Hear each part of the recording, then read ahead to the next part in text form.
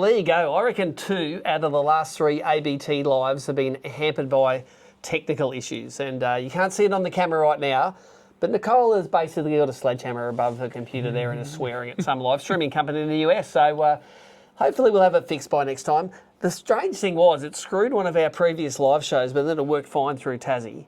So glad it all worked through Tassie. You could watch the weigh-ins. And now again, Nicole, what's the sign language you want to give to him over there? That's it. She's throwing her hands in the air. But welcome. This is a live show which is being pre-recorded and it will drop either later tonight or tomorrow, whenever you're watching it from. Welcome to ABT Live. Next to me is my... shorter, fatter, better looking. 2 out of 3 of those were right. Little brother Tim Morgan from Rapala, Australia. If you don't know, we share an office here in Shayla Park in Brisbane, right in the heart of Logan City. Tonight's show, we're going to talk to Tim, of course, going to talk about some Rapala stuff, the Rapala Bass Pro Series events that are coming on. We've got another special guest just behind the TV there, Jamie McKeown, current Australian Open champion, owner of this trophy right here, and we're going to have a chat to Jamie about the upcoming Open and the Bream events. We've also going to dial in Kris Hickson actually to talk about all things Daiwa and the bait junkie round and the Open, and Kris is synonymous with the Open. He's got his name on that trophy. You've got your name in that trophy. We won it as a team back in 20 years ago or something like that. You couldn't have done it without me. That's the narrative. Also, we're going to talk to Josh Lowry tonight about the cool Samaki Saltwater Barra Open, which is coming up. That's really cool. And we're going to talk to Mario Vukich, who's leading the Bream Angler of the Year at the moment. 4 events in, and he hasn't finished below 4th place. So it's pretty consistent. Pretty consistent. So that's what's happening tonight. We are going to do a prize. This is the prize. I love making guys that don't make the product touch the product. So, it's not all Rapala. There is some Rapala in there, Timmy. Probably the pick of the bunch. Couple of packs of Crush Shitty there. So, look, we have some packs of Crush Shitty there. What else we got? A Wilson, like a live shrimp. Bait Heaps of bait junkie plastics there. Very good pack tonight. Duo Booster weights. Duo hard bodies. Some suspending duo hard bodies. Barra. Some Barra jig heads, of course. They're big old fellas. Z-Man. Some Z-Man diesel minnows. They're pretty good. More bait junkie. Siglon. You're good at reading this, X-Braid. Some X-Braid finesse Shangri-La. The Nimbus. The Nimbus 2. Isn't that Harry Potter's broom? The Nimbus 2000? This is the Nimbus 200. That's where we differed as brothers. I never watched Harry Potter. Well, there you go. Hey, I think I was 40 when it came out. Some Siglon leader, jig heads, and a Daiwa buff, and the Shimano Happy Rag. All right, so this is a good prize pack tonight, and that is going to be... So, who is your pick to take out the 2026 Daiwa Bream Australian Open? And you don't have to get it right, because of course it hasn't happened yet, but just pick any of the anglers that are in the field, who you think's going to win. And we've got a graphic there, Nicole, that's got all the people that are in it. Let's snap that up there for 10 seconds. We're just going to have a look at who's actually fishing the Open. 31 entries we have at the moment, and there's some old hands, there's some new faces, and in amongst that field we actually have a few. I'm just getting the last one. All right, sorry, this is my last bit of paper here. We have got previous winners at 21 there. Daniel Bonacorso, he's won it before. In number 7, Mark Crompton. Number 6, Jamie McKeown. 1, 2, 3 wins. Number 3, Steve Morgan, 1, 2, 3 wins. I thought Kris Hickson might have won it twice, but I think he's only won it once in there at number 2. We had to check the trophy. We couldn't find his name on there more than once. So, Kris, if you're watching this, it has been nearly 16 years since you won the Open, mate. Time to pull the finger out and get some sponsor karma. So pick one of those anglers and whack it in the comments, whether you're watching this on Facebook or YouTube, and we're going to pick a winner. We'll give you a day to enter this time. It won't be by the end of the live show. Friday. All right, Nicole said Friday's the day, so you've got plenty of time to get that all ready. So what's been happening? We've been to Tassie. How much coverage did you watch of Tassie, Timmy? I watched the live stream, and it was actually pretty impressive. You were getting some cricket score numbers of fish at times. Not just me. At the Derwent, everybody, boater, non-boater, on day 1 quarter limit. That's the first time that's happened in 26 years of ABT. That's pretty cool. And big fish. And big fish. And I think at the Huon, we're only, 5 fish short I think 5 fish short of a whole field limit for the 2 days. Jamie would have rectified that. He would have got 4 on both Well, days. the probably. WA guys, they're pretty famous for weighing in 6, so, you know, maybe they could have made up for some of the lost numbers there. And the teams format at St Helens was pretty cool as well. That was where you had 2 sessions and you caught your limit on day 1 and you could upgrade them on the second day. So I sort of wasn't a super fan of the format, but everyone really liked it because you could suck it on day 1 and come in with no fish. But on day 2, you catch 5 big ones and win. So normally if you stuff one of the days, your whole tournament's wrecked. Yep. But now you can wreck your tournament quite nicely over 2 days. Or win it over 2 days. Which is what you did. And Pete Maisie and Jesse Rotten. Yeah. That's his new nickname, isn't it? Yep. Rotten. They took home the chocolates, so that was great. Great to have Rock down from Wilson's there. The guys in duo in Japan really loved it. So Tassie was awesome. Of course, with the price of diesel, it was a massive money-burning exercise. We took the car and the van. Big thanks to Joel and Lance for driving that down. But hey, it's only money. That's why we go to Tassie every second year, because even when diesel was cheaper, we'd still lose money. So, But at least it got cheaper from when you left to when you came back. I did think Glass we were going half full. That's right. We were thinking it was going to be $4 diesel on the way back. It was only $2.50 diesel, so we like that. What's coming up? Well, we've got the third round of the Rapala Bass Pro Series coming up. That's the Nomad sponsored round at Glenbourne. And Timmy, you've won all sorts of things at Glenbourne. I think you and Carl won megabucks there in the past. Yep. Won a grand round final there and a grand final. Oh, really? You got the whole set? Got the whole. I think every Morgan's. Has Pete? He got non-boated, did he? Pete won a non-boater there as well, Yeah. and I won an event there too. Yeah. So every Morgan's won an event at Glenbourne. So at times it's very easy fishing. And let's say, look, I don't want to have a go at Carl, but obviously you held him up in the megabucks. Well, if you go off our last bass tournament results as of today, yes, I'm a much better bass fisherman. Sorry, Carl. Oh, that's harsh. That's harsh, Carl. Anyway, you know what it's like in Australia, mate. If Carl was here, he'd be sort of laughing while having tears at the same time. That's how it works. That Glenbourne is also a venue for the grand final this year. So, you know, it's got over 90% of water in it. It's going to be a pretty good venue. It's fishing good at the moment. There's a lot of big fish. I suppose I've only fished it a couple of times over the last decade, but I suppose the big difference now compared to when we used to fish it a lot is the amount of carp in there. Oh, Sort of yeah, there thing. used to be no carp. There used to be no carp when we were fishing back in the day. Now there is carp everywhere. And to be honest, the last time I went down, I hooked a couple of big rainbow trout As well. Well, they're all right. They're better pest species to have in there, I They think. are both introduced feral species. So. Yeah, I know.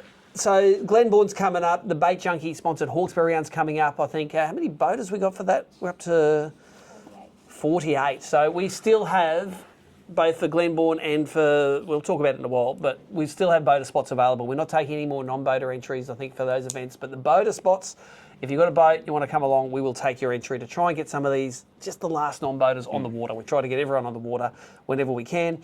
And of course, the one of the media highlights and fishing highlights of the year, of course, is that Daiwa Bream Australian Open. We're going to have the estimated scoreboards again this year, so that anglers can let everyone know what's going on. So we've got that interactive live scoreboard, but it is settled by a weigh-in at the end.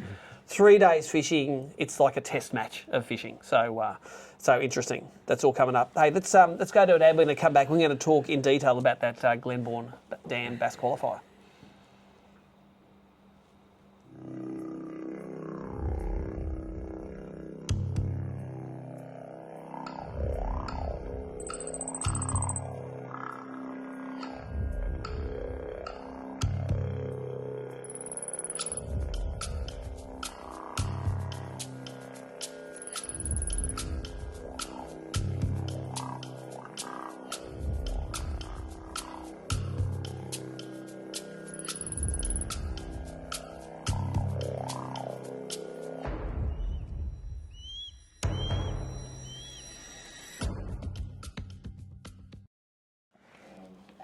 So we are back, and Glenbourne Dan Bass Qualifier coming up. As I said before the break, we'll still take boaters. I think we have 35 boaters for that at the moment and 42 non-boaters. So there are 7 nonnies that are waiting for a spot. If you're a boater and want to come and fish, it's not this weekend, it's next weekend. So there's still nearly a couple of weeks until the event. We are going to take your entries, put an entry form in, or give the ABT phone a call. We would love to get those 7 non-boaters on the water. If you win Glenbourne, you're straight into the grand final. That's both boater and non-boater. And according to Mitchell Cone, we're going there at the best time of year because I remember we went a bit later last year and Coney goes, you should have been here a few weeks ago. So guess what? We ran it a few weeks earlier. When confronted, Coney actually said, I didn't say that. 100%. He said it, didn't he, Nicole? He said it, and we went exactly. So the Ronald McDonald is trying to back away from his Big Mac at the moment. Anyway. Let's have a chat about the Bass Angler of the Year. We got a graphic for this one, Nicole. Let's bring that one up. All right. Of this top 10 here, we have two guys that aren't actually competing at Glenbourne. So Dylan Walsh there and Aaron Swanson, two river rats from northern New South Wales. Either they haven't entered or they're not coming. And I'm not saying this... Soft. Well, true. You said it on me. But look at that, Matt Langford. It's back to like 4 to 8 years ago where Langers is actually doing pretty well for a change. A first and a second for the first two events puts him in a great spot. Mike Nelson, our grand final winner from last year, sitting in third place. So I assume Dylan and Aaron will sort of drop out of contention a little bit because I think it's your best 4 out of 5 events this year. So unless they do the 2 Queensland rounds, they'll probably struggle to win that title. But look at that, Keegan Painter, Ben Hay, Braden Shue, Hayden Wadsworth, Ben Tootle, Tim Jones, all fishing the event.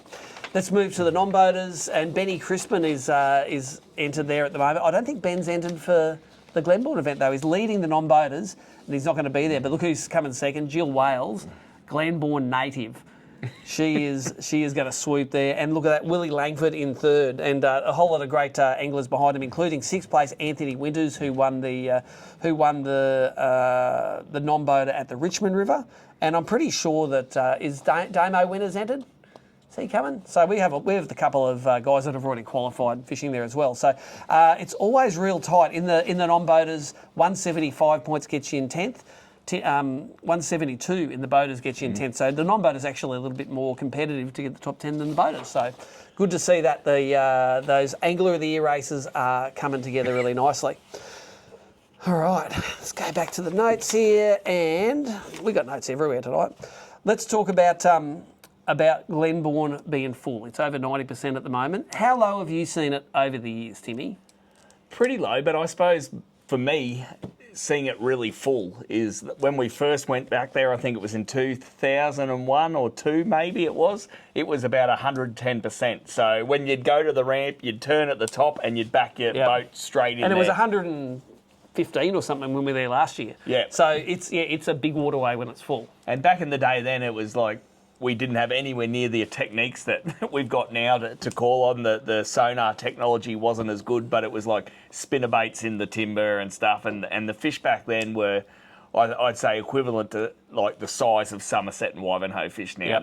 There were some big fish. I think there's been a couple of 6 fish, 12 kilo plus bags come out of there. So, but in all reports and looking on social media now, the fish are in pretty good condition. Yep, and I think that's going to be right through to the grand final this year. We're going to see those fish maintain that condition. Even if we get no rain between now and the grand final, it is to be real full, that lake. Yep. They don't tend not to let it out that quick at that joint. So other things happening at Glenbourne for this year is the briefing. We're going to have it out at the lake this year. It's not going to be at the Aberdeen Bait and Tackle like it was. Just makes it a little bit easier. Lets you pre-fish a little bit longer. Yep. So we're going to do that down the lakeside. All the anglers, of course, you'll get text messages to tell you exactly what's happening there, or you can just read the info sheet for the event. That's available on the website. But all that aside, these have shoehorned their way in nicely. Tim, I want you to tell me about... What are they doing there? What are these? Wow. They're not camo, so I can't pretend I didn't see them, but tell us what we got going on this is a new range of bags. So we've actually just landed the stock last week. Reps have got their samples going around to stores now, so they should be in stores in the next 2, 3, 4 weeks' time. We've got a Rapala waterproof bag series, so pretty cool for land-based guys, but even if you want to throw your keys and wallet in your boat and keep it dry. So 100% waterproof zips, everything like that on them. So we do a waist bag, a sling bag, so one thing, and then a backpack with rod holder and everything on the front. Serious question, which is the most manly of those bags? I'd say the backpack. I could see you going straight for the waist pouch. This is sort of Esche, isn't it? Don't you wear them across your front like this? Yeah, no, it's a fanny pack, and that's the one you went for. So I think that was shoved in my hands. So no, but it's going to be great. I think more for your land-based angler, but to keep everything dry. So 100% And that, waterproof. I suppose that's like from rain, but also as well as falling in the water, right? Falling in the water and things like that. Yep. So it's keep an eye out for it. They'll be in stores soon. And what sort of recommended retail price from the smallest to the So biggest? going from about $90 to $150. So quality on them's really, really good, and I think it's exceptional value for money on them. You're not a good salesman, mate, for half a tank of diesel. That's how you go. You must have a smaller tank than than me. you. For a quarter of a tank of diesel. Awesome. Oh, well, keep an eye out for those in your local tackle stores. Timmy, thanks for being a sponsor again of the Rapala Bass Pro Series. I know Bass have got a special place in your heart, because even though they called you Tim the Bream, they should have probably called you Tim the Bass. I think you did better in Bass than in the Bream. Yeah, no, I just used to love it. You know, and Glenbourne, even though it's this time of year, I'd always go up to some of those bays in the middle and throw surface lures because, you know, often that caught the bigger fish. But then, you know, back in the day, I'm not sure about now, but this time of year, the fish are starting to go into that deeper pattern now too. So good luck to everyone fishing it. But yeah, I love throwing surface down there. Had some really good sessions. There you go. Tips there from the Super Coach. We're going to go to an ad now and come back magically. Tim will be gone, and probably they'll be gone too.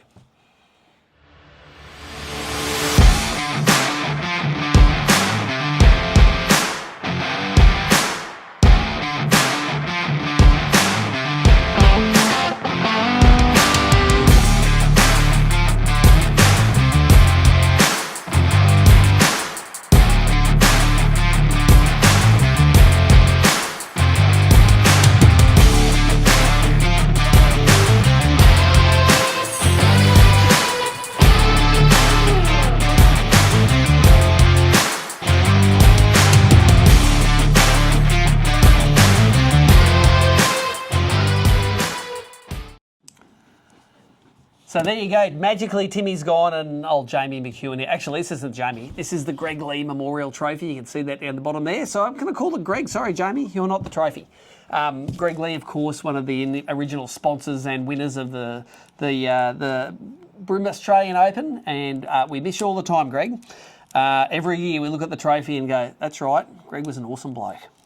Reminder of the prize mechanic tonight. Just put in the comments below who you think's going to win the Open. Could we whack that graphic up again, Nicole? Pick any of these names here and throw it down there. But I also want to know why you think they're going to win it. Like, for instance, Jono Fitzgibbon, number 9. Jono Fitzgibbon because Jono's a great bloke and he's due to win something. Or 23, Rob Warren. I reckon Rob's going to win because poor bugger missed out on Tassie and he's due for a win or two. So that sort of stuff. So there's your list there, and pick yourself up. Throw it in the comments. You're going to win that awesome bag of tackle. It weighs at least, I reckon it's about 1.6 kilos, that bag of tackle. It could all be yours. We're going to go to another break now, but we're going to come back and we're going to talk to Josh Lowry. We went for a little field trip down to Josh's factory down on the Gold Coast during the week. We're going to talk a little bit about the Samaki Saltwater Barra Open, which is going to be a snappy doodle event in a couple of months' time.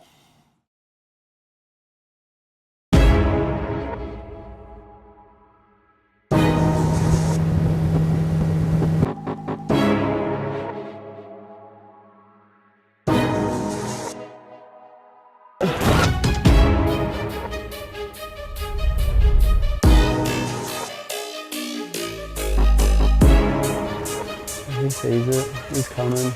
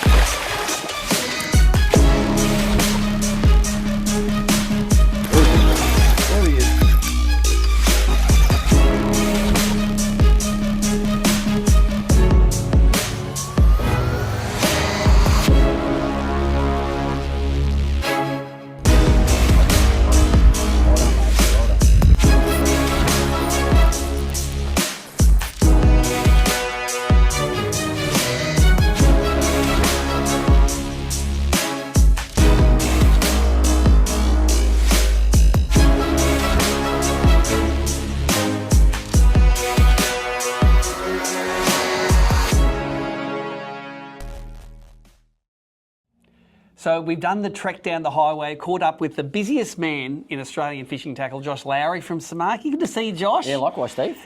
if we were allowed to turn this camera around, there is an absolute mess of awesome-looking tackle, which I assume I'm going to see iterations of that in coming years at after shows and in tackle boxes and probably on the end of my line.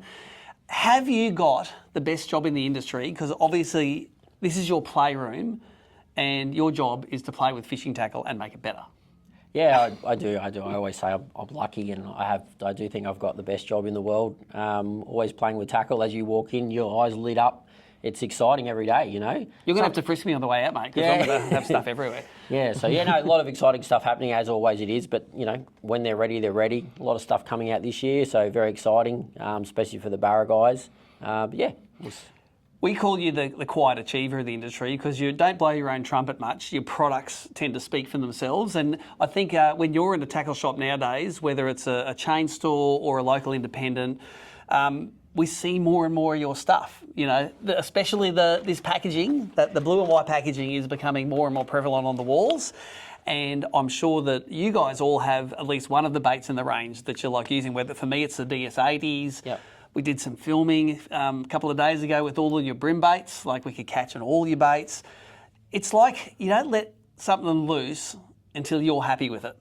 That's both a plus and a minus for you, isn't it? Yeah, it's a plus and a minus. I know some of the sales reps that come in, they're like, "Oh, this is awesome. When are these coming out?" And I just go, "I'm not sure." Not right yet. So it's not yet right yet. But that's kind of what's got us where we are. Like we're not a money hungry company. We just make sure that we try and produce the best product so it's perfect in my eyes, and then we go to market. You know what I mean? Some things are successful, some things are not successful. Yep. But that's fishing tackle. You know, trends change. You know, sometimes I release a product and we've missed the boat. You know, so it's kind of it. But that's the evolving. That's what makes it exciting. Well, ABT's tournament director and the lady holding this camera here right now, Nicole Smith, she identified that you like taking a chance on stuff. So she spent a couple of years inventing an event for you. You'd always expressed a desire to do something in the saltwater. You love your barra fishing. And so coming up in June, 21st of June, we've got the Samaki Saltwater Barra Open in Australia's best river for barra fishing, the Fitzroy. It's been a net-free zone for the last 5 or 6 years. How excited are you that this is actually finally coming together? I can't believe it. When we obviously it's been a discussion for some time, and now it's we're kicking it off. I think it's going to be very exciting, great for the Fitzroy and rocky surrounding areas. And I think there's going to be a lot of massive barra caught as well. I think it's interesting because there are great tournaments run on the Fitzroy, but I don't think it's ever had an ABT style event. Even in the days when Bass Nation did some stuff back up there, it was like 10 fish limits, and it's all about catching lots of fish. But ABT style, of course, is one session is 5 fish. We run on that length weight curve, so you're out there to catch your 5 longest barra. But for us, this is the first ever barra tournament that we've done in the daytime, and that offers us some really unique opportunities. And one of the things I'm excited about is the fact that, well, I'm not excited that I'm not fishing, but I actually, Nicole and I are doing some serious media up there, and we're talking with all of the major companies and some of the companies that are on the back here that are major suppliers and sponsors of ABT. You're taking some cameramen along, and we're bringing back AFC style barramundi tournaments because it's all daytime. We don't have to worry about filming at night. Yep. There's going to be big barra there. I'm calling it now. We're going to make a snappy doodle barra product by the end of it. I'm allowed to say that, aren't I, Nicole? Yes, I am. So, and look, the way it's going to work is we're going to follow through the 2 days. If you're an old AFC fan from back in the day, we followed 3 or 4 teams through a tournament. They're going to be part of a bigger tournament. We might have 20, 30, 50 teams fishing that event, but we're following those 4 teams through and a bit of what the winners are doing. But there should be some great barra fishing come of it, and just the technology is there nowadays for us to capture that really cheaply. And I'll tell you a story about AFC. It used to cost us between $60,000 and $80,000 to make a 1-hour episode of AFC. It costs us like a tenth of that now. We don't have to have a chopper anymore. We have a little drone. Drones, yeah. A camera doesn't cost $100,000. A camera costs 5, 10, 15, 20 grand, and they're all compact like this. So cameramen are really mobile. Our communication and tracking stuff's good. We can throw air tags in some boats to see where boats are going. Eventually, our dream is to do this all live. But we're going to do this as a post-produced show, and we would really love your feedback when we release it to see how good it's going to be, and you'll be starring in one of the boats. Yeah. I've actually never fished the Fitzroy. I've wanted to I've been invited to fish it so many times by Kobe and back in the day, and I just could never get there. I was in New South Wales at the time, and it was a huge trek to come up. So I'm super pumped to get up there. I'm obviously Tommy and I are going to fish together. Yep. And he's already going, where are we going pre-fishing? When are we pre-fishing? I'm like, man, I'm busy at the moment. When are you going pre-fishing? Yeah, You say? yeah. So I might tow my boat up. We undecided what boat we're going to fish out of yet, but we might tow my boat up a bit earlier and maybe ring one of our friends up there and leave at his house or something, so we can sort of shoot up there. So we're kind of keen. Yeah, we're keen to at least do 1 or 2 sessions just to try and learn the river, I guess. So I think Tommy's only fished it once or twice before as well. So virgin ground for us almost. Well, and you know what? That's what I really love about the new technology is you've got the confidence in being able to find the fish so that you can say, I'm going to go into a saltwater open and I'm confident I'm going to catch something. I was lucky enough to have fished the very first Barra bounty back 30 years ago maybe in the river there. And we were like you. I'd never been to that river before, and it was dead set intimidating. Yeah. You could hardly get printed maps for what it looked like, let alone any bathymetry in it, let alone seeing what was under your boat. Yeah. Our sounders would have been mono sounders, the old Humminbird wide sides and stuff like that. If you're really lucky, you get a fish icon with a number on it saying how deep it was below your boat. So I think it's awesome now that the technology that the guys use make them confident enough to say, I'm going to take the Fitzroy on because I know there's an absolute load of metre to metre 35 barras in there. It's going to be, and it's a big system, so I think it's not going to be like an area where people are just pushed into one corner. I think because the system is so big, it's going to be spread out. And it's ABT style starts as well. You start from one location. Yes. If you want to fish 50 k's down the river, you've got to budget the time to drive down there and come back by the end. And of course, live scoreboards, so that we when I say the coverage won't be live, the scoreboards will be live. You'll be able to follow your favourite teams. If you're stuck working or you're not there, you'll be able to log onto that scoreboard, which it'll get hit 10 to 20,000 times that scoreboard over the 2 days. For sure. So the question I've got now is, now that we've got the event and you've got the gear, what are going to be the 3 baits that you're going to be putting your money on in that event? We'll leave out the prototypes. I know you've got some stuff there that you'll probably throw and that everyone will be really wanting to know what it is. But on the existing range of your Samaki stuff, what do you think is going to be your bread and butter? What we've got in the range now, 100% Redics. We probably... I fished the 90 mil, a little bit bigger, stronger hooks. So I'll definitely be fishing the 90 mil. And you designed that for saltwater, didn't you? Yeah, that's it. Yeah, a little bit bigger and bulkier, and able to work through snags and stuff. Exactly for that. So we've got like a deeper model and a shallow model on that. So I'll be fishing 100% fishing that. Obviously, our live shrimp is hugely popular in the NT in the saltwater Barra market, and we've got a lot of guys that fish them there. And we actually just released around Christmas time a Barra jig head model. Exactly for that type of fishing. And then, you said we can't talk about the prototypes, but I'll definitely be fishing the new prototypes because this is designed for the Fitzroy, for big barramundi. We've got 3 new lures that are going to be dynamite on barramundi. So we're trying to possibly launch something around the same time so we can have a little exclusive colour for all the teams that enter that I know that'll work really well in the river. But it's just around the corner. It's not far away. Well, and if you haven't fished the Fitzroy before, don't let that be a barrier. ABT is all about who shares wins. I'm sure all the guys that are there are going to be like talking about it, and the Barra Tour is famous for helping the teams that are struggling a bit to get them along. It's going to be an open style event, so there'll be a catered meal at least for the briefing at the start and possibly at the end for the presentation. Done indoors. Dean Lill and the team from the French Phil, the club there, are fantastic. They've not saying this is our town, don't run tournaments. They're saying, there's a gap here. Can you run one? Like we want a net-free zone river to be utilised year-round to catch the Barra, apart from close season. But we fit in there nicely, and I think it's just an exciting development for us that lets us do some cool things. So thank you for your sponsorship of it, and I hope the sponsor karma kicks in for you. No, it's good. I think it's good, and as I said, I think you're right. You're nailed on the head there. Like, if you're not sure about the river, like I've never fished it before. If you're keen to one of you and your mate or want to head off for the weekend, it's an awesome venue, plenty of accommodation. The food's always great. And hopefully the fishing's amazing. Awesome.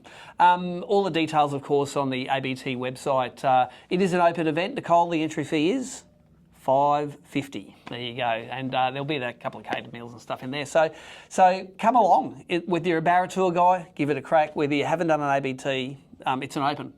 come and give it a crack. And thanks for having us stand here today. You know I just want to turn the camera around, but I'm not going to. I'm going to wait till next year, mate. And good to see you on ABT Live. Likewise, mate. Likewise.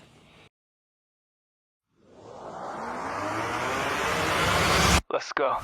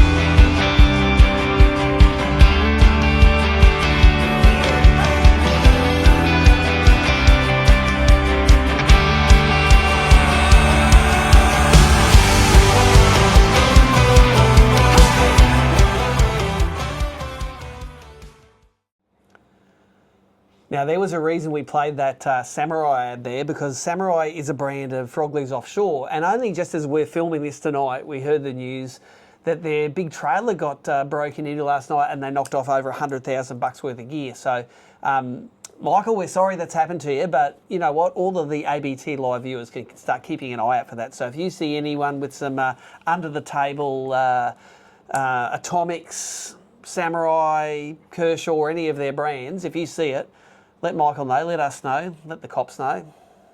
What else? You're an ex-policeman. What else should they do? They should charge in and try and steal it back themselves without calling the cops. No, I definitely call the police first. So yeah, do that. So Jamie's got the advice for you there. Keep an eye out for it, right? It's a lot of gear, and that puts a big dent in a company. So sad to see that happened. People who are after the entry forms for the Shimano Flathead Open, we still haven't got the entry forms up yet, but a lot of people are asking, so it's going to be a great event. Thanks for your patience with that. We just want to make sure that all the I's are dotted, T's are crossed. And so when we do launch, you've got all the information that you need. It's not till October anyway at the tournament, so don't worry. You're going to be able to fish it. It's all good. Again, reminder of the prize mechanic. Just put a comment down below who you think is going to win the Australian Open.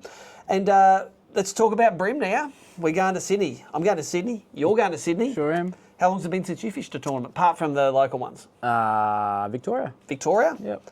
Hey, you sitting on AOY? Did a couple of good events? Yeah, did pretty good down Victoria, but nowhere near you guys, so had to get back up there. Well, once we come up to your lifting country, mate, that is your heartland.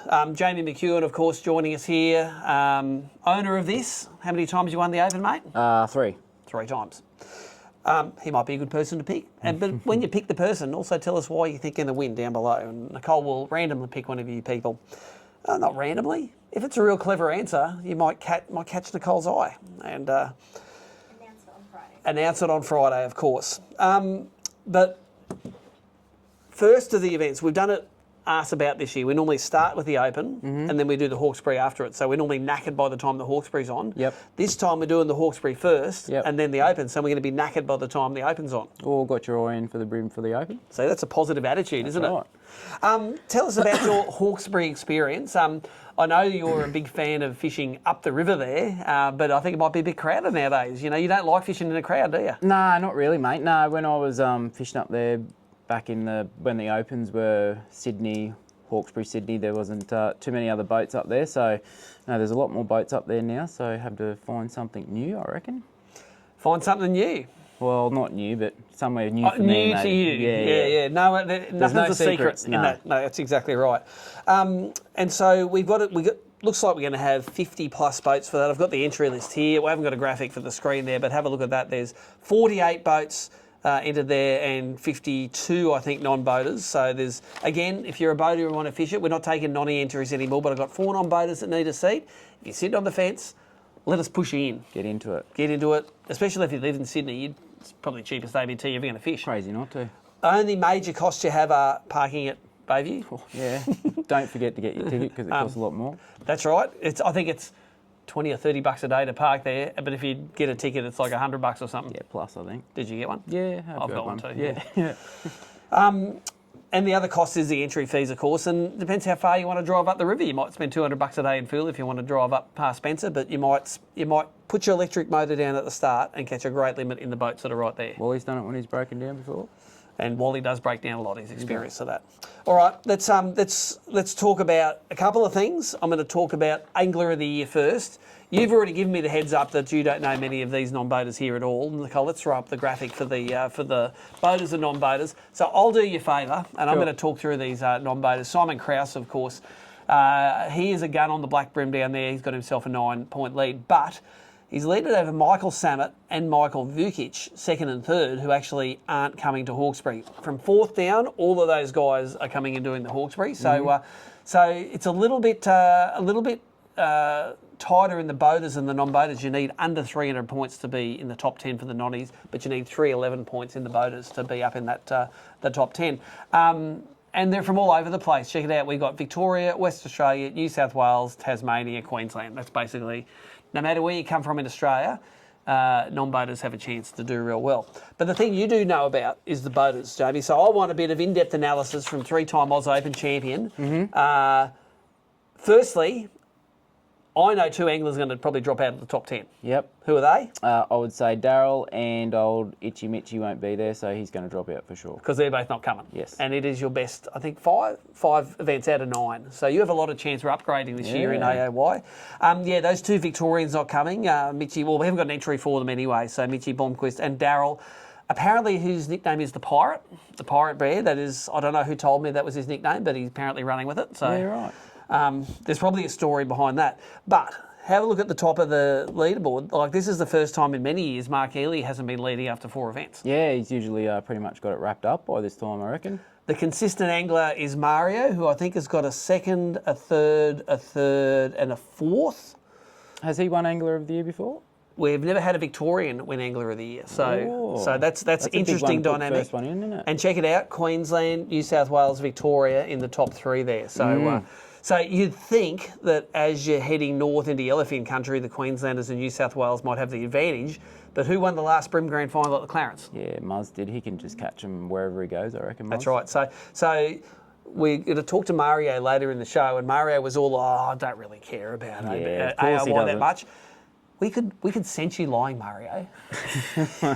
We know that you've got a sniff of it now, and another couple of good results. You'll put that in the bag. So, again, guys like Alan Lister in 10th. He's about 70 points behind the lead, but there's so many events left in the season. This is only early at the moment. Interesting inserts into the top 10 there. Mitchy Nichols sitting in 6th place. They only started fishing ABT events, maybe a year or two ago. Yeah. And Joel McKenzie from Queensland, he travelled down to Tassie. Good to see Joel there. He's been doing the tour for a few years now, and it's all starting to gel for him. So, good to see Joel there, Queenslander. Lots of Queenslanders. It takes them a year or two just to get a handle on the blacks, doesn't it? Yeah, it's a big learning curve to go from catching little Gold Coast yellows down to Victoria to get the blacks, and Tassie. He did well in Tassie too.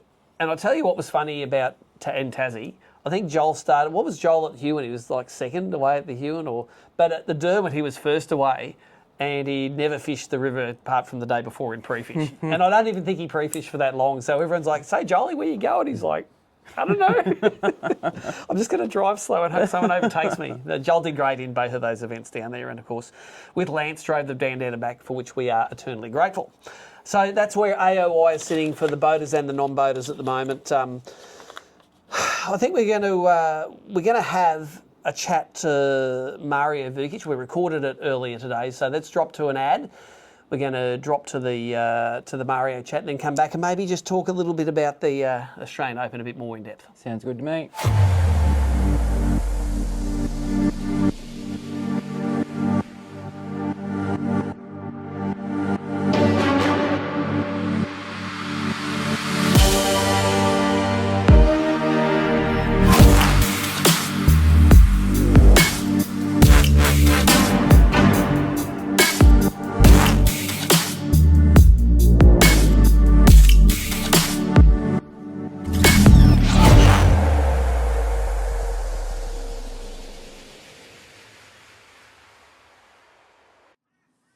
So through the wonders of modern technology, we have dialed him in from Melbourne, Victoria.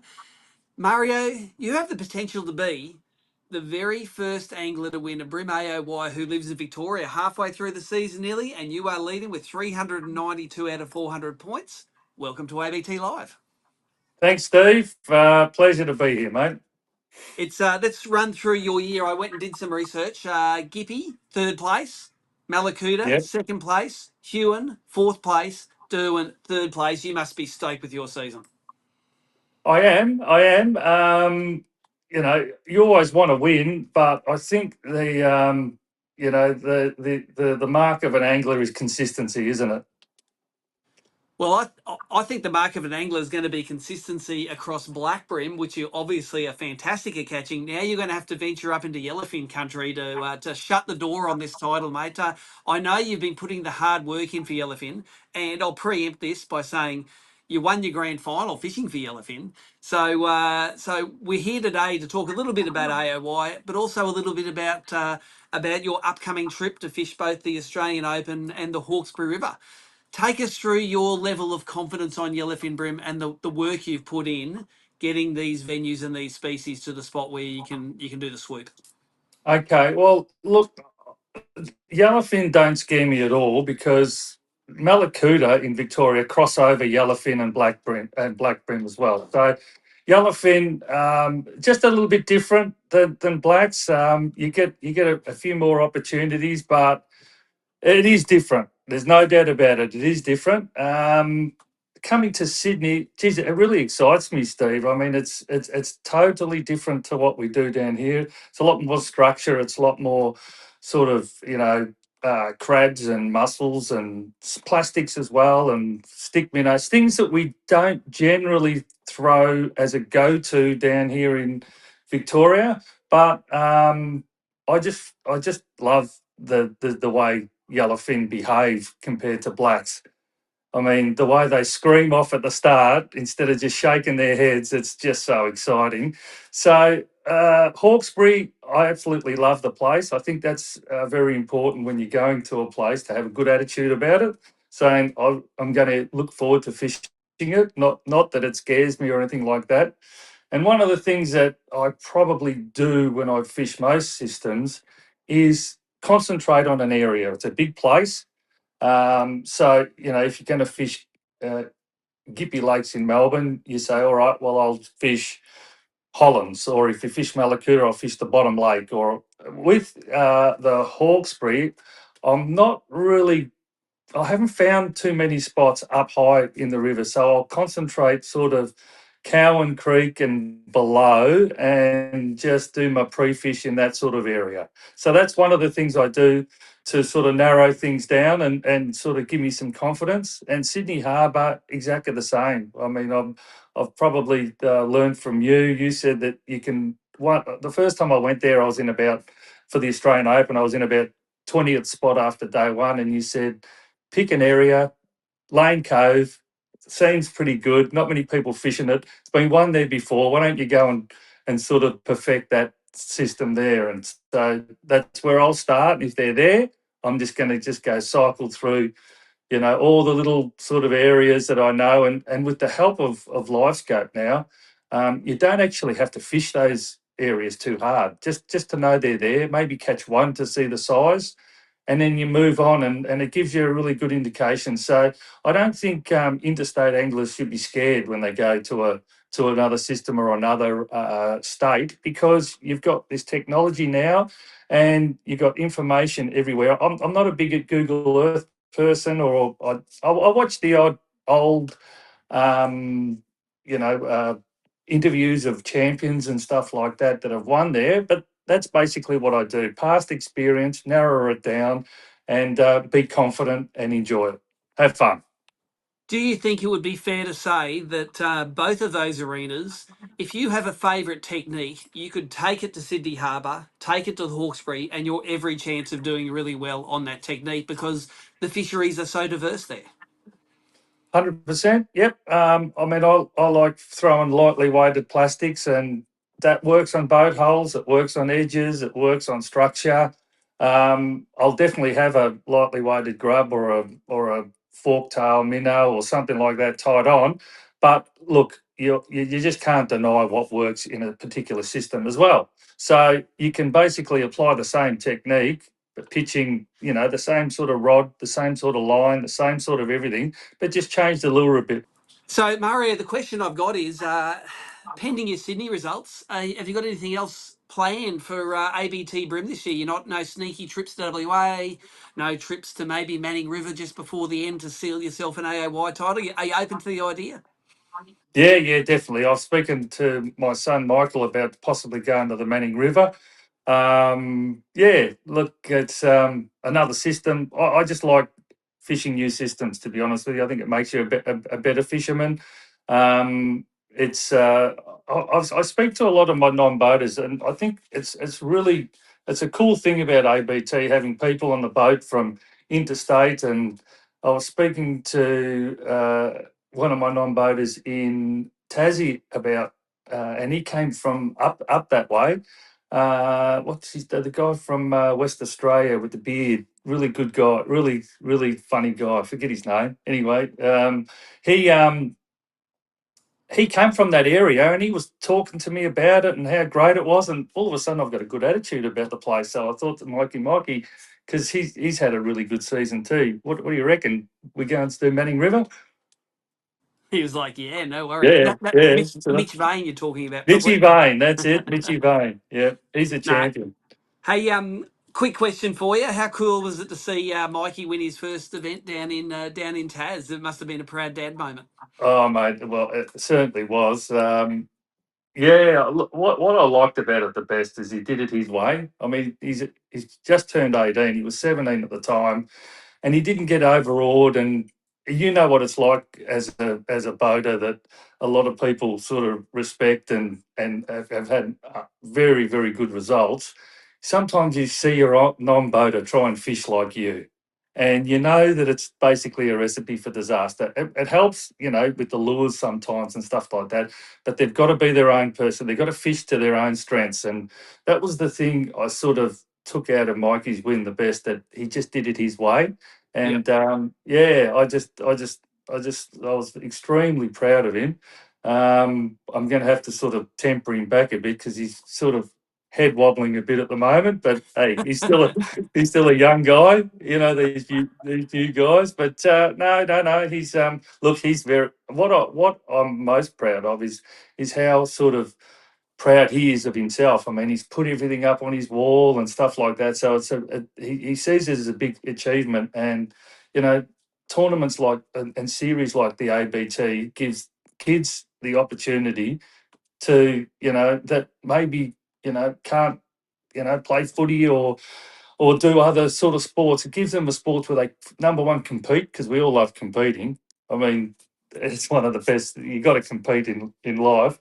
And secondly, it gives him a sort of a stage where he can flourish in his little domain where he's good at. I made sure I reminded him. I said, make sure you tell your old man that you're qualified the grand final, and he isn't yet. So I hope Yeah. he's been taking that one to the bank with you. Yeah. He said to me, well, I was tying a few leaders last night. He said, "Now you do know you need a good result to make the grand final, don't you?" See what I told you about the head wobbling? But that's good. That's good. Very, very happy for him, Mario. Yeah. Look, I think there's not much else we need to talk about apart from the fact, because you're such a good plastics fisherman, I want you to tell the ABT live viewers that may have missed it. Some of those results here, you've missed a few interviews. Tell Yep. us your gun soft plastic combo. If there's someone that's coming along and wants to use Mario's soft plastic setup, what are they going Yep. to tie on? Okay. So generally, I use 3 pound leader, which I'm not a straight through type of person. If I can, so with plastics, I avoid straight through. I mean, if I'm going to slow roll a hard body, possibly straight through, or sometimes a crab or something like that. But I'm generally about 2 to 3 rod lengths of 3 pound leader. FG Knot has fixed all Connections. Yep. all connections now, so you've got enough strength in that knot to use 3 pound. I generally a 1/16 jig head. I like the round ones, not the sort of the oval ones. I like the round ones because a lot of these floating plastics, they actually with the round head, they sort of sit upright on the bottom like that. So this is black. This is the black brim, whereby they do pick it up off the bottom quite often. And look, with the plastic, I would always have a grub tied on, whether it be a Z-Man grub or I'm honestly steak and chips when it comes to fishing. I just know that lures work, and I just throw that. So Z-Man grub, motor oil, bloodworm wriggler, squidgy bloodworm wriggler. Uh, Now, whether it's an old fire bait or a hurricane sprat, a fork, some sort of fork tail, and that generally I'll throw on a hidden weight, like a 20th or a 28th. I'm not big on paddle tails, to be honest with you, so I don't really throw them all too often. And when it comes to creatures, look, I tell you now, the new Pro Lure range, whether it be the hybrid or the clone prawn or the Daiwa prawn, all these prawn things that have come out, you know, the Victorian systems, most of them have a really, good prawn run to them. They've really helped anglers catch a lot of fish. So nowadays, I actually tie on some sort of prawn as well. So I can nearly guarantee if you look at Mario's boat at most events, there's 100% one, two, three, or all of those lures tied on. Yep. Mario, thank you for embracing the Who Shares Wins. Good luck for Angler of the Year this year. It's more than a one-horse race this year, so it looks like we'll be interested in seeing how it pans out, and we'll see you in Sydney on the weekend. Thanks, Steve. Looking forward to it. Now, one thing we didn't address in that segment was, what's Mario's scar all about there? I know the real thing there, but have a guess. Well, you said Daryl is a pirate, so I reckon maybe something happened at the last Vic Brim. Got blackbearded. Yeah. Oh, I think he's just involved too heavily with the Melbourne underworld. But Nicole will probably say that it was wear sunscreen, kids. It's important. Whichever version of that you like, you can believe. That's what media's like today, isn't it? Correct. Just whatever the bestseller is. Hey, we're going to have a bit of a chat about the Hawkesbury in a bit more depth. We do have an entry list here. And you always do pretty well at the Hawkesbury. So I want you to go through and pick out a couple of guys here that you're kind of scared of for that event. Hawkesbury, well, if we work our way down, I guess, Cromo's won the Open, did really well there. Mark Healy's smoked him there before. 1 and 4, we're going to tick off there. Yeah, Mark Healy, a bit worried about him. Morgo, there's heaps. Number 6. Well, what about here? What about a Kris Hickson? He's won a grand final there before. Yeah, correct. But he won the pre-fish. He had some good fish when he was down there recently filming. Bernie Kong. Bernie? Do you reckon Bernie's dark horse? I reckon Bernie's sort of just sort of growing in his technique and stuff. I think on day one, says Nicole. Geez. That's savage, isn't it? From the sideline. I looked down here at Adam Dixney. He weighed at a Hawkesbury qualifier a couple of years ago, a 1.8 something. Yeah, right. One fish. Only caught one. I remember that. Remember that? It was like a whole limit, but it was one fish. And then you've got Christian. Locals? Yep, Brett Pemprace. He can catch them if he's on them. Brett's good at catching them when everyone else is at work, Correct. I reckon. Correct. Paul Langley catches big ones there all the time. Yeah. What about last year's winner, number 38 there, Peter Brukel? Yes, well, he mightn't get his little rock, though, being that far down the list up there, so... What about boat number 39, making a comeback? Haven't seen him for a year or two. Yeah, he might be a bit rusty. Wally Fay? Yeah, Wallace is there, Wallace. Well, that's what he put in his entry form, Wallace. Yeah. Aaron Treacy, he's a local there somewhere. There's heaps, again, it could be anyone's, really. It's, looking at the result from the last teams comp, I think a lot of fish were caught up that sort of Spencer area, so I would think that there'll be quite a few boats up there at least on pre-fish, so probably won't see me there. Have you looked at the tide? I haven't looked at the tides yet. What have we got for there? I know you're very analytical and you would have. Yeah, no, I haven't actually. I know where the tides are down. You looked at the weather towards the front of the system, but not up the top of the system. Well, down the front of the system, what have we got? I think it's a high tide at maybe 10-ish around. Okay, so a run up. Yeah. Typically, I think run up tides are suitable for bream fishing. Like I like a run up tide more than a run down. I think the fish sort of move up. Yeah. Instead of a retreating off the edges. Up there, fishing up Spencer Way and up past there, I would say run out is definitely Run out's better? Yeah. Okay. Way better. So there you go. No matter what sort of... But it's so different up there. It could be run out tight at 6 o'clock in the morning. Could be running in there, then run out at the top. Yeah. So it could be random. All right, so Hawkesbury, you fished 2 events so far. This will be your 3rd, and you're obviously fishing most of the rest of the tour. You're fishing Manning, Tweed, Gladstone? Yeah, I think so. Yeah, I haven't got my entries in for Manning or Gladstone yet. Probably will do them. It's just one of those things with work and kids' sports and that sort of thing. So, yeah, definitely got the entry in for Tweed, and yeah, see how we go. Cool.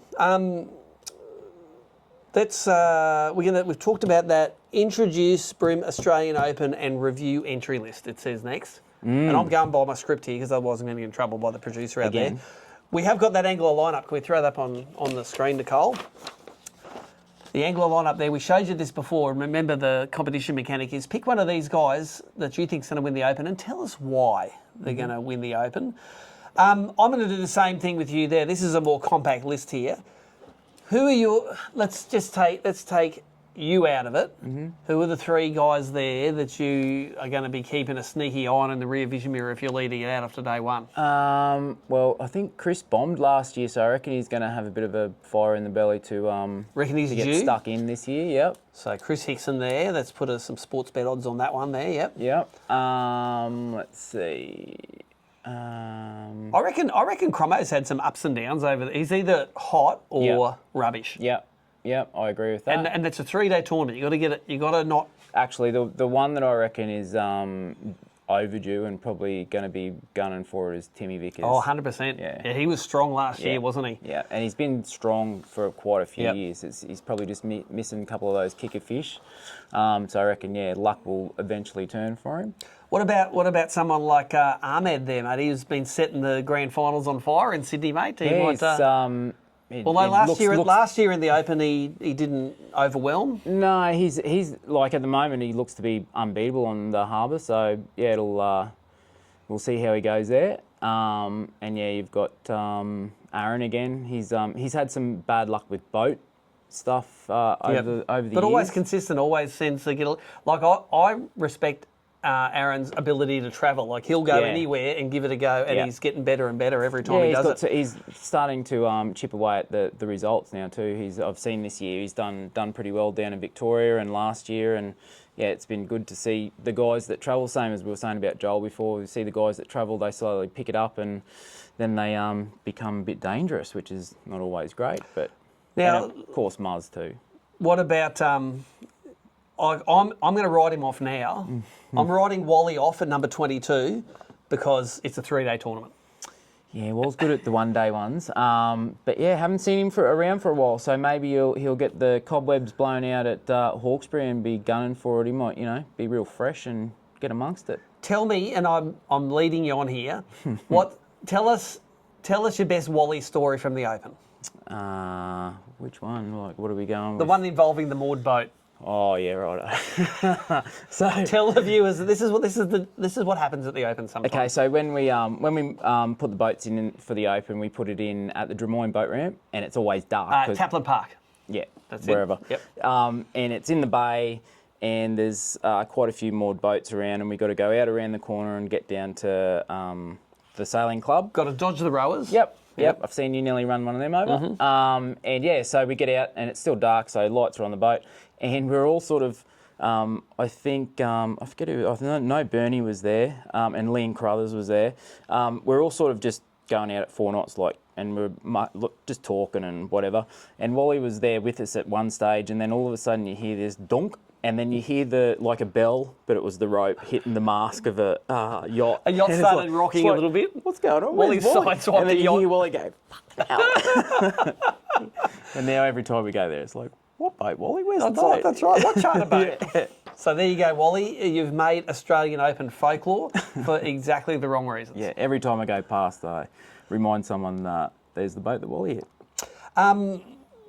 There could be some history made this year. There's 2 of us that sit at this table have won 3 Opens, and that's the next goal, isn't it? To see who can win 4, or which of the other winners there, Bonacorso, Crompton, Hickson, can be a multiple winner. Yeah, well, as I said, Hickson's definitely I reckon he's the big threat this year. But yeah, Because he's got his own boat for once. yeah. Well, it's been a while since that's happened too. But yeah, no, he's definitely a big threat. But yeah, they all are.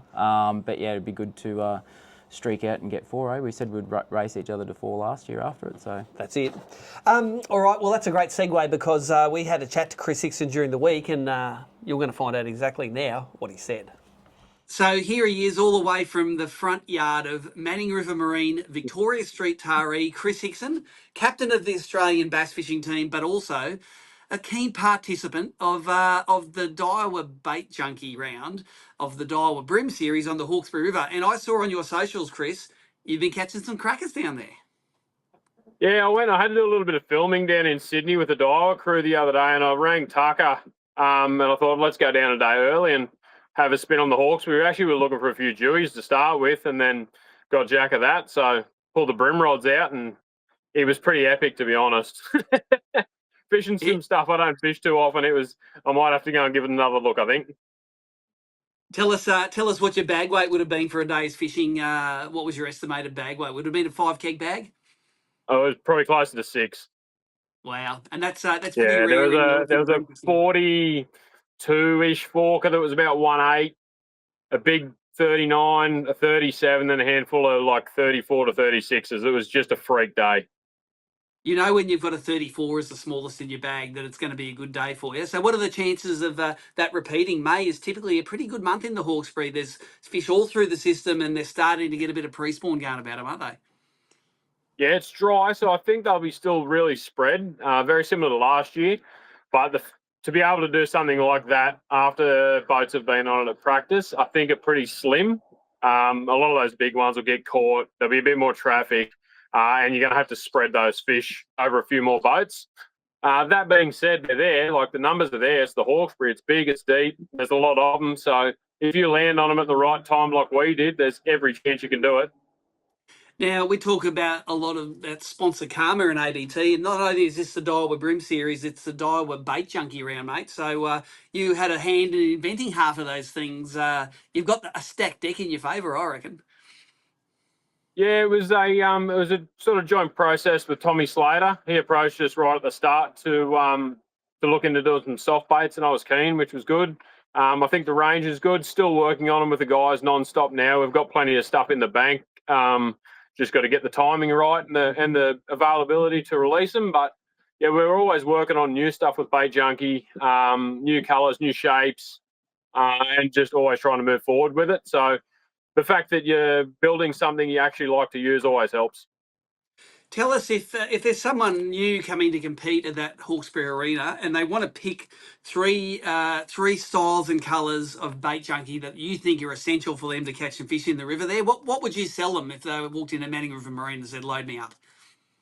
The first one would be 100% just a 2.5-inch bloodworm grub, and probably like a 16th or a 12th ounce jig head that you can fish shallow, deep, anywhere in the whole river, and they eat it in any watercolor. So that's like the staple. Yep. I think the next one at the moment would likely be the 395 flick. So a bit bigger bait, especially if you're fishing places like Pittwater Flats or in the washes where there's a lot of hardy heads. That 395, even though it's really big, well, not really big, it's quite a big bait, but it's super soft. So they seem to get it down the hatch, even the small fish. That's been a bit of a winner for me recently.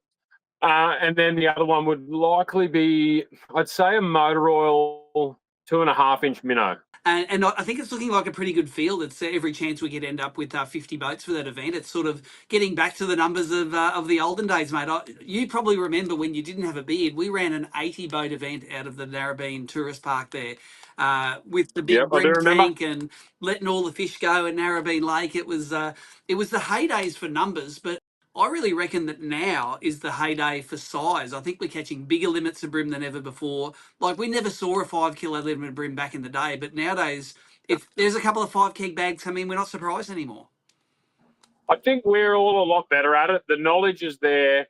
The history's there. It's a bit like the US now. Like, everyone knows everything. It's hard to have a secret. We're all so much better at catching them. We've got history of where they live at what time of year, and we've refined everything.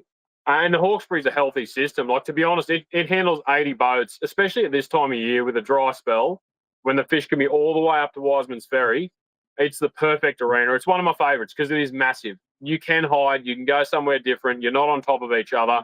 Even though there's the key spots that it tends to, like, people gravitate towards, there's always somewhere else to catch them in the Hawkesbury.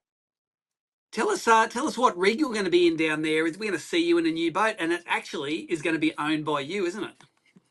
Yeah, it's actually my own boat. I finally got another bass boat. So I'm running a roughneck Tomcat now, straight out of South Africa. I had it built actually quite a while back, but when I went traveling and then busy with work, and then finally got it in, and then we got flooded, so I didn't have time to put it together. And now I've made the time. It's running. It's been on the water a fair bit. I haven't had it in super rough water like the Hawkesbury yet. I had it on Sydney Harbour a little bit, but it's been pretty calm. So really keen to see how that thing handles. I fished the Cod Nationals into the while back, and it is like, it's a big boat. It's just over 6 meters.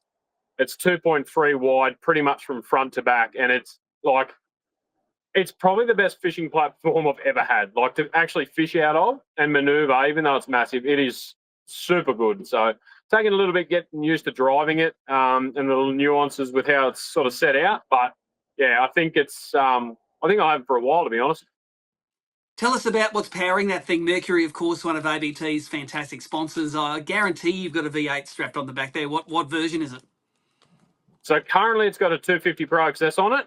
I had one at work. I needed a motor, and that one was the one that bolted on. But that one, if anyone offers me some cash for it, I'll probably sell it and put a 300R on it just because I can. Now I've got a bit more time to organise it. I'd still love to have another one of those on the back. There you go. You have had one of those on your old Bass Cat Ira, didn't you? And it was I think a lot of us were used to seeing you trimmed up, heading past us about 20 k's an hour faster than we were going, headed for somewhere to get there before us. So I'm sure we'll see that again. I probably won't go past you in the flat water, but I tell you what, that Tomcat, if it gets a bit rough, it might sort it out because, man, it rides good. One of the things this year, of course, is we used to run the Australian Open during the week and then the Hawkesbury event on the weekend, but we've swapped that around this year. We start off at the Hawkesbury and have that Hawkesbury event on the weekend, and then we roll into the Daiwa Bream Australian Open. I think it's really found its place, that event. The 3 days on Sydney Harbour, the estimated scoreboard so that all the people watching can really get involved in it, the great observers which give us such amazing footage of what's happening on the water, plus the pursuit series that Daiwa shoots there. It really is the premier Australian bream event, isn't it? It's the one that everyone really wants to win. It's the best. It's 100%. It's my favourite. Same for the Bass Open.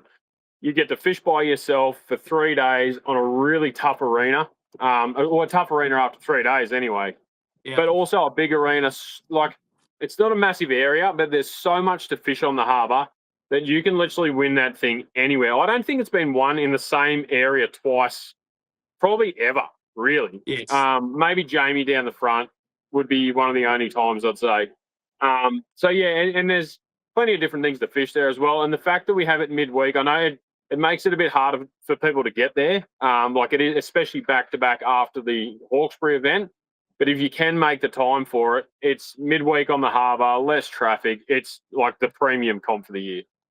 Yeah, I think that's right. And there's an interesting thing with the Open is that it tends to get won more by people out that don't live in Sydney, that live in Sydney. Like it's an arena where you can go to, and if you fish it and it looks good, you'll probably catch big fish off it. Whereas the locals often skip past spots that they've sort of written off, and that happens in a lot of places of the country. The blow-ins can fish stuff that's off the wall and be rewarded for it, and that happens in the harbour.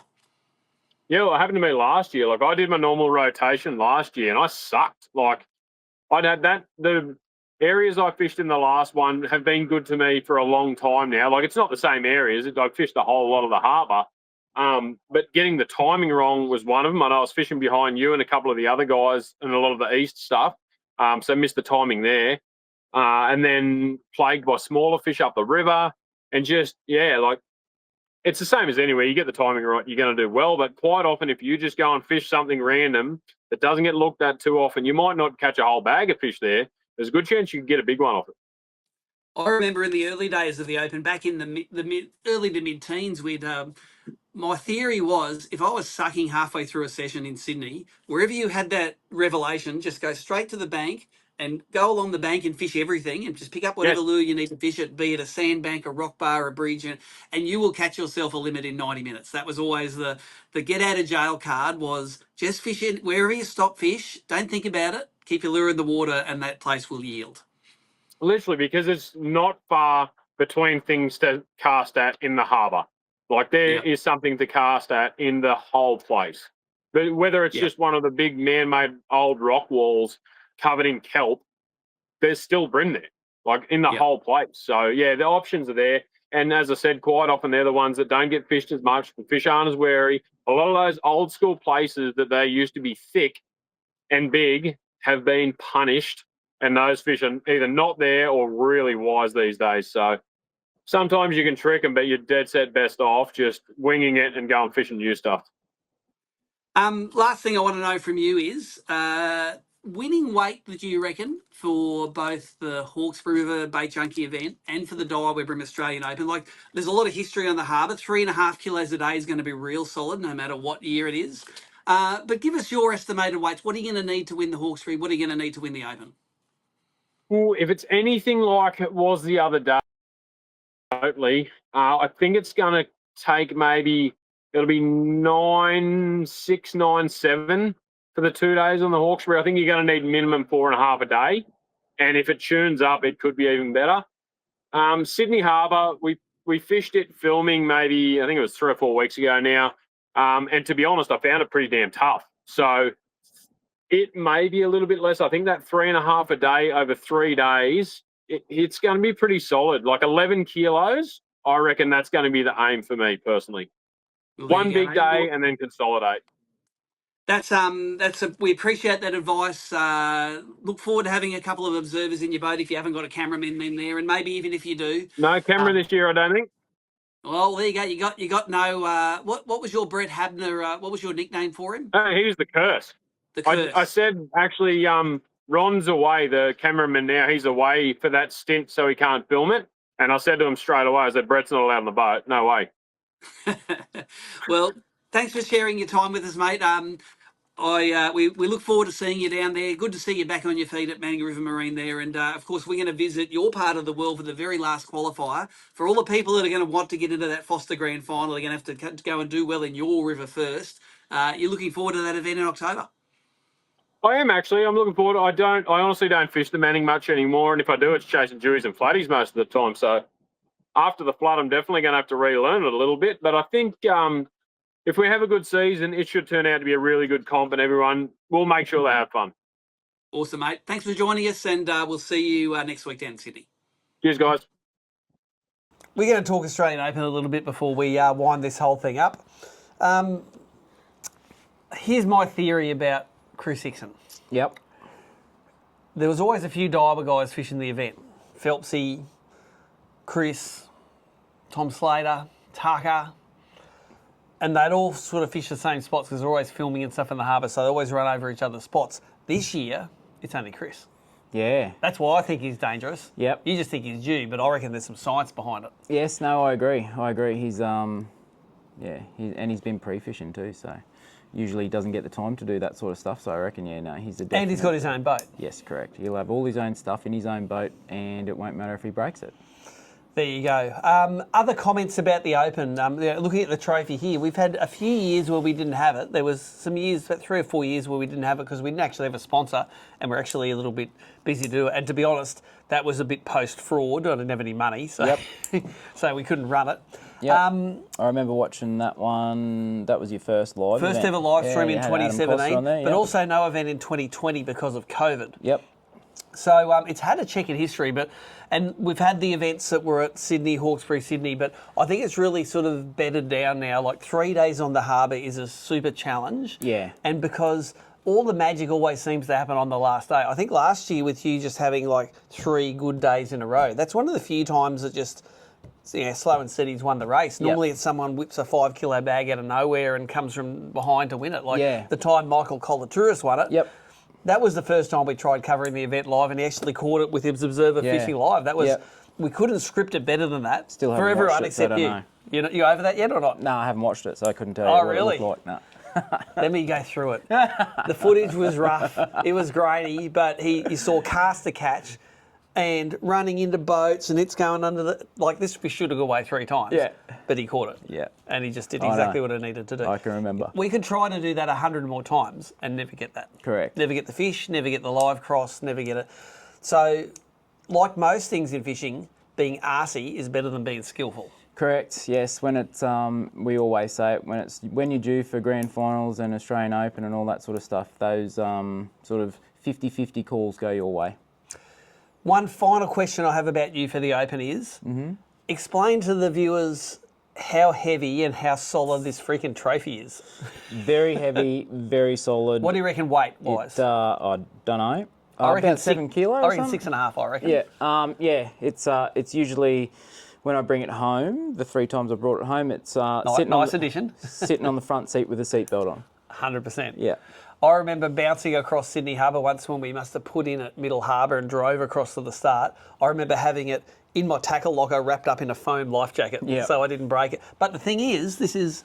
Yeah, it's solid. It's solid. Like, that, you're not going to break that fin. That fin's going to break you. Yeah, correct. Like, yeah, you'll punch that those through bits are sharp. So, Greg, we're going to go for another run this year, and hey, we'll be trying to bring it back to Queensland, but it might go to Victoria, might go to Sydney, might go outside of Sydney. The cool thing about the Open is you never know what's going to happen, and even after 2 days, you still never know what's going to happen. Yeah, that's it. It's anyone's to the last weigh in, I reckon. Awesome. So the coverage for that, just for your benefit, we're going to do a full live show on the last day. So we're going to compile all of the cool footage from the first few days. We're going to have some on-water crosses on the last day. And, the stories are really sort of embedded by day 3. So Nicole, we're special guests for that. Maybe Adam Costa, maybe Deethy, maybe some magical Daiwa staff. I've been roped into that if I don't make the cut. Nicole's happy either way. Eh? Either I'm going to do it right or I'm going to be doing the live show. So join us for that on all of our regular channels. Apologies for this show. We had our technical glitches at the start. This is a pre-record that's going live now. Remember to enter. We're going to keep it open till Friday. You might win that great bag of tackle. Thanks for coming in, Jamie. Thanks, mate. See you down there. Next time we're going to see is at the Open. How many Red Bulls does it take you to drive to Sydney? None. It's all good. None? No. How many does it take you to drive back? Oh, yeah, it's usually in the middle of the night, so a couple. About 2 or 3. Yeah. There you go. Brought to you by Red Bull and Daiwa.